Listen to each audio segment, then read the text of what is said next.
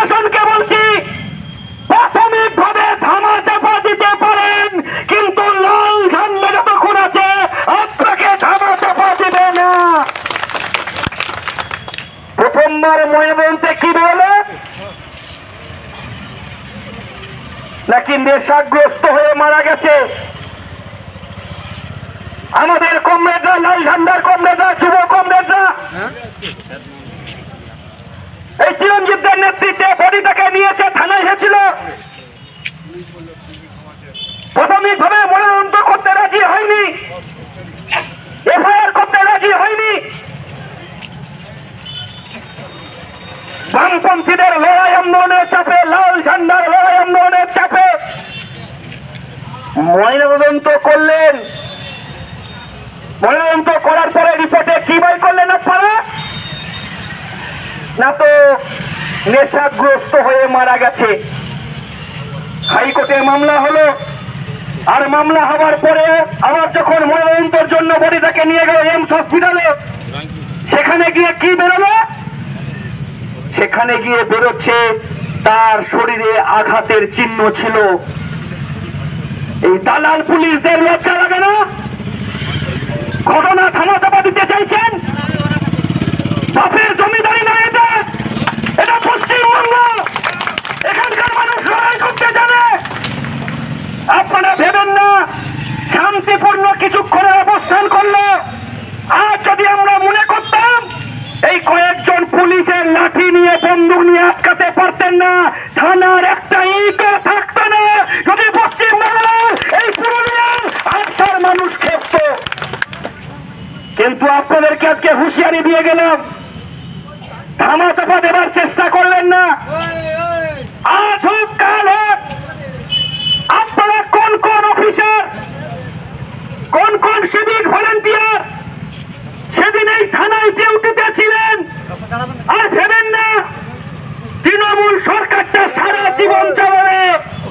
Retired করার পরেও ঘরে বসে থাকলে ছেলের খানি জানাবে, কথা দিয়ে গেল আমার সাথে।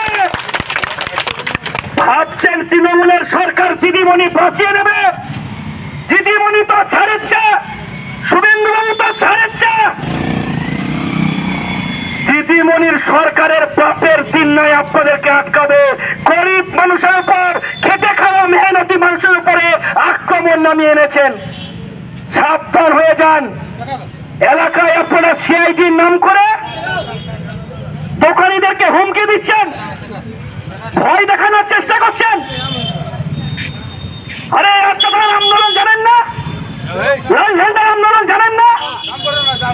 আপনি এই থানায় হুমকি দিয়ে, পরিবারের লোককে হুমকি দিয়ে, আপনি দোকানদারদের হুমকি দিয়ে, বাড়ির সামনে পুলিশ দিয়ে পেরেছেন আজকে জমায়েত আটকাতে? না, আপনারা আজকে পেরেছেন এই আন্দোলনকে বন্ধ করতে। আন্দোলন বন্ধ হবে না। মনে রাখবে, বামপন্থী থাকবে। তিলোত্তমার ঘটনাকে আরজিকর হসপিটালে ধামাচাপা দিতে পারেননি।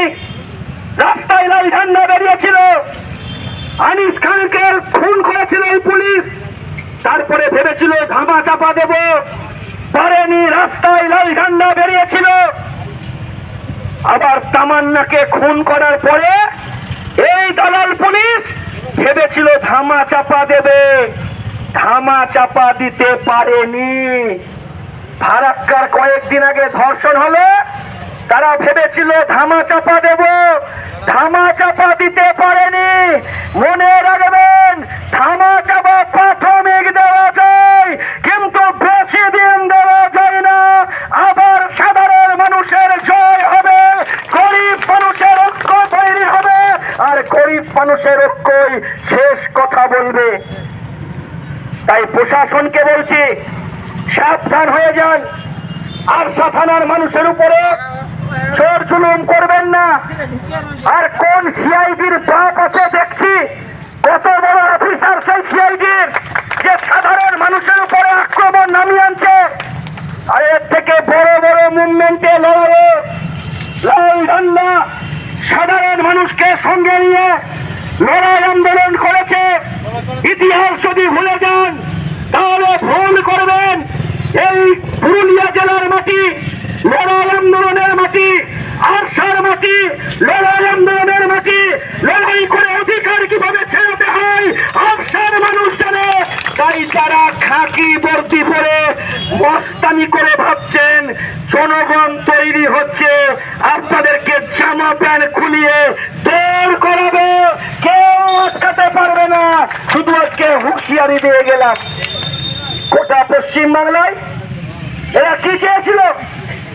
সাধারণ মানুষের রুটি রুটির উপর আক্রমণ। এরা কি চেয়েছিল? গণতন্ত্রকে শেষ করবো ভেবেছিল। কিন্তু পশ্চিম বাংলায় গণতন্ত্র শেষ করা অত সহজ নয়। গণতন্ত্রকে পুনরুদ্ধার করার জন্য বামপন্থীরা প্রতিদিন রাস্তায় নামছে। আর বামপন্থা ছাড়া পশ্চিম বাংলায় মেয়ের অধিক খেটে খাওয়া মানুষের অধিকার প্রতিষ্ঠিত হবে না। যারা আজকে প্রশাসনে চাকরি করছেন, আজকে এসএসসি পরীক্ষা ছিল, একটা পুলিশ অফিসার বলতে পারবেন আপনি আপনার ছেলে মেয়ে ভাই বোন কারের চাকরিটা সুনিশ্চিত করতে পেরেছেন? পারেননি, পারবেন না।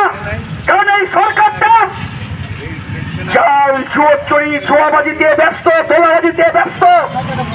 এরা সাধারণ বেকার মানুষের জীবন যাত্রার কথা বলে না, খেটে খাওয়া মানুষের কথা বলে না, এরা গরিব মানুষের কথা বলে না, এরা কৃষকের ফসলের দামের কথা বলে না।